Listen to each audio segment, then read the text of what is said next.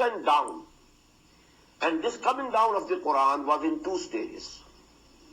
Number one, in one night, round about the year 610 of the Christian era, one night of the month of Ramadan, that is Laylatul Qadr, the whole of the Quran, from the Lawh Mahfuz and from the Kitab, as I've told you, it was sent down to the first heaven.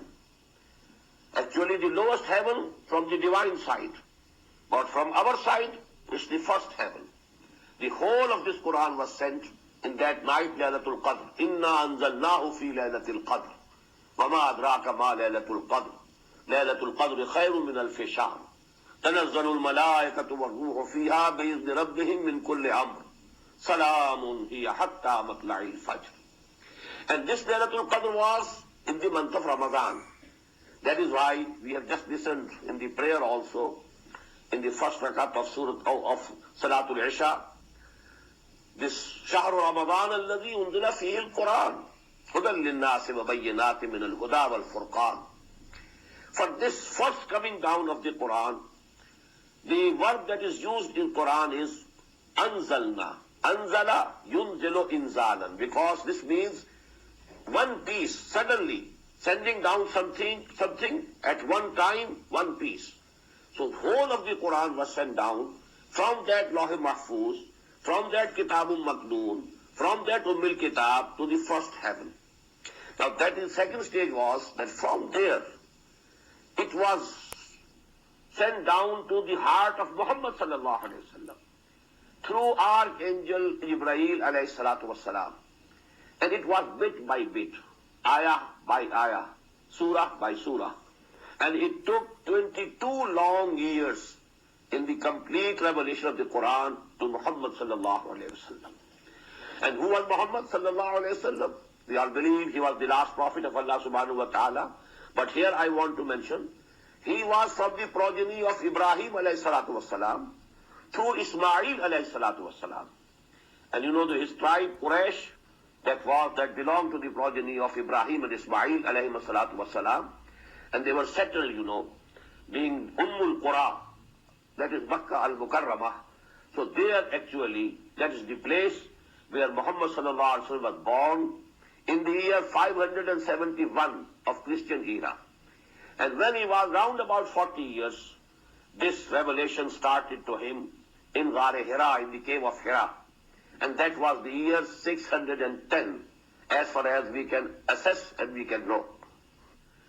Now during these 22 years of the revelation of Quran, for about 12 years Muhammad sallallahu alaihi wasallam stayed at Makkah. So the amount of Quran that was revealed during this period is called the Makki Quran, the surahs, Makki surahs, and it is round about 2/3 of the whole of the Quran. Then he migrated in the year 624, 622 to Medina Munawwarah, and from thence till his death in 632, that is 10 years he stayed at Medina. But during these 10 years, he was making journeys for battles also. For Battle of Badr. Then he had to go even to Tabuk, that is near the border of Syria. He had to go to different parts of the Arabian desert. So actually during this whole period of 10 years, the surahs and ayat of Quran which were revealed to him, sallallahu alayhi wasallam, they are called the Madani surahs. Although all of them were not revealed at Medina properly. Some of them were revealed in different places where he was on journey. But all that part of the Quran which was revealed during 10 years after Hijrah until his death, this is called the Madani surahs or the Madani Quran. Now this division between Madani and Makki surahs of Quran is nearly agreed upon. About most of the surahs it is agreed upon whether it is Makki or Madani. But there are slight differences of opinion about a few surahs and then about a certain ayat also. There are examples that some ayat were revealed at Makkah, but they are included in the Madani surahs. Or some ayat were revealed at Medina, but they are included in the Makki surahs. But as I told you, by and large, it is agreed upon between all the Muslims and scholars that this is a Makki surah and this is a Madani surah. An example of an important exception is Suratul Hajj. According to some people, it is Makki. According to others, it is Madani. And as far as I have been able to understand, part of it is Madani, part of it is Makki. And some ayat, I found it later on, that it was the opinion of Hazrat Abdullah ibn Abbas radiyallahu ta'ala anhuma, that some ayat were revealed during the journey that Muhammad sallallahu alaihi wasallam undertook during his hijrah. When he was going from Makkah to Medina, during this period, those ayat were revealed.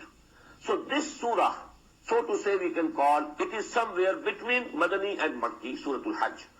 About the rest of the surahs, as I told you, nearly there is consensus, there is agreement of opinion about whether they are Makkis or Madanis. Now, fifth point is, who were the addressees of the Quran? Whom Quran addressed? I want to divide this into two parts. The first and foremost addressees of the Quran, they were the pagan Arabs, who were the progeny of Ibrahim and Ismail alayhi salatu wassalam. And Quran gives them the title of Ummiyin, because they didn't have any book. There was no prophet sent to this progeny of Ibrahim after Ismail alayhi salatu wassalam. So these people, they were unlettered ones. They had no education, they had no book, no law, no traditions. So they were called Ummiyin. هو الذي بعث في الأميين رسولا منهم يتلو عليهم آياته ويزكيهم ويعلمهم الكتاب والحكمة. But secondly, the addressees of the Quran were the Jews and the Christians. So to say, they were the former Muslim Ummah. They were the Ummah of Hazrat Musa alayhi salatu wasalam. They were people of the book. All of them believed in Torah.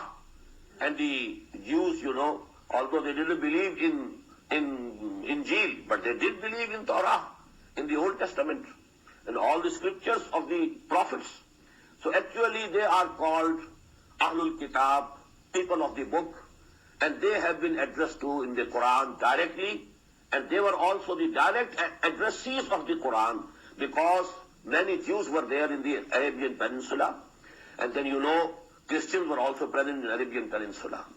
To these people, Quran addresses primarily. But secondarily, whole of humanity is the addressee of the Quran.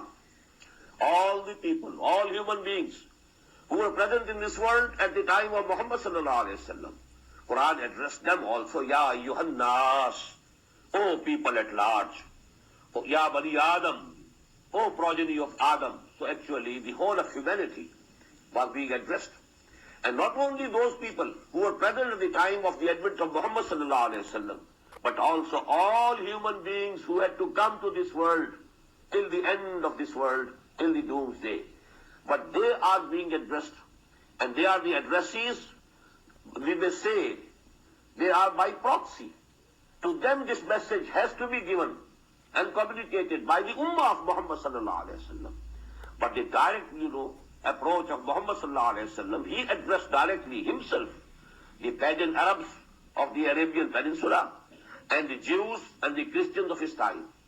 The rest of the humanity, actually this vision was entrusted to the Ummah of the Muslim, of Muhammad sallallahu alaihi wasallam, that now it's your duty to preach and convey and communicate this message of Allah subhanahu wa ta'ala to each and every human being till the end of this world.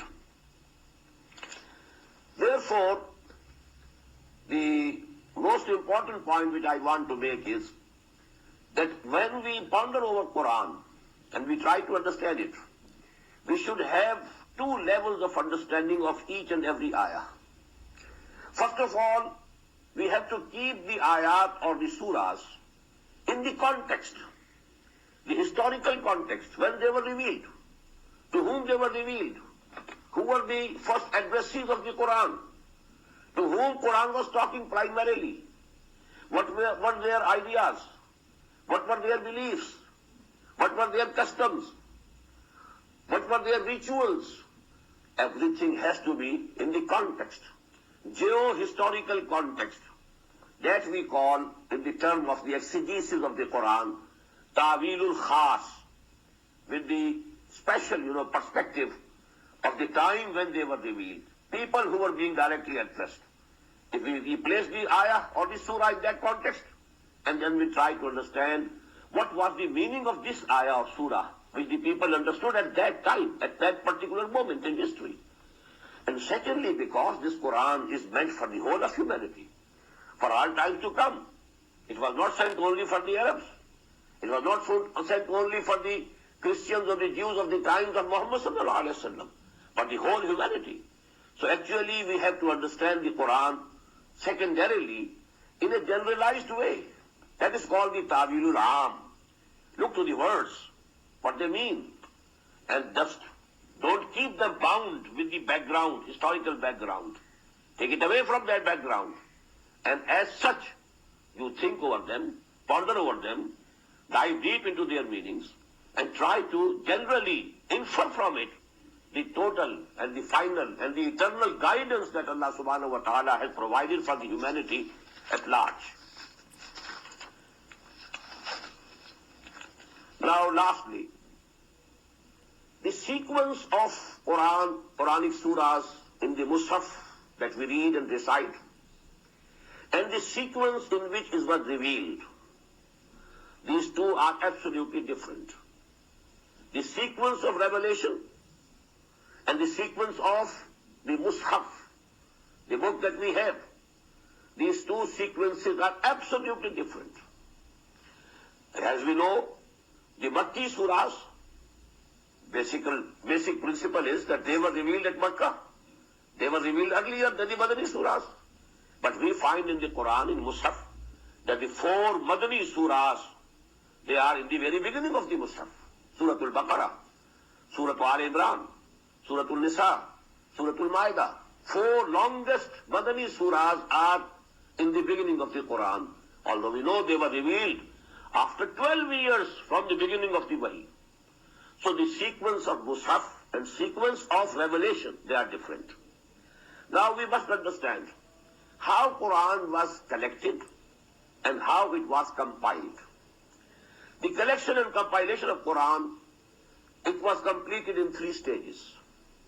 First of all, the Quran was compiled in a sequence during the lifetime of Muhammad sallallahu alaihi wasallam, through the divine guidance of Hazrat Jibreel alayhi salatu wasalam. Whenever the ayat were revealed, the Prophet said to the people who were writing these ayat, there were certain people, certain companions, who were assigned the duty of writing them, Katibin Wahi, we call them, who used to write those ayat, that put these ayat after such and such ayat of this surah. The sequence was going on as they were revealed, not in the sequence of revelation, but in the sequence of this Mus'haf that we have today with us. And this compilation of the Quran was completed in the lifetime of Muhammad sallallahu alaihi wasallam. Some people have cast some doubt about it, but actually it's agreed upon. It's absolutely proven fact that the compilation of the Quran was complete during the lifetime of Muhammad sallallahu alaihi wasallam, and it was done by him. But it was only in the hearts of the people. It was not in the form of a book like this. It was not collected in a book. People had remembered the whole of the Quran, and that was with the sequence. And we know it from very confirmed traditions that in every Ramadan Mubarak this month, Hazrat Jibreel alayhi salatu wasalam used to come and recite the Quran, and along with him, Hazrat Muhammad sallallahu alayhi wasallam, he also recited in the same sequence. So as Quran was being revealed, the sequence was also being fixed side by side. And in the last